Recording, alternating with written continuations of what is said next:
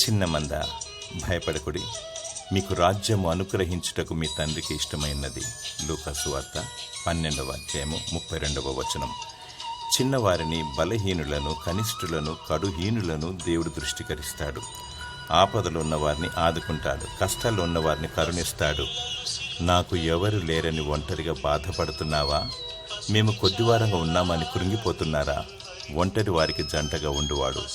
దేవుడు బలహీనులకు బలవంతుడైన దేవుడు, నిత్యుడైన తండ్రిగా ఉంటూ నిత్య రాజ్యాన్ని అనుగ్రహించువాడు. ప్రియ నేస్తమా, బాధపడకు, కృంగిపోకు. దేవుడు నిన్ను విడువడు, ఎడబాయడు. నీ కన్నీళ్లు తుడుచువాడు. చిన్న మంద భయపడకు. దేవుడు నీకు ఆదరణ మరియు పరలోక రాజ్యమును దయచేయునుగాక. ఆమేన్.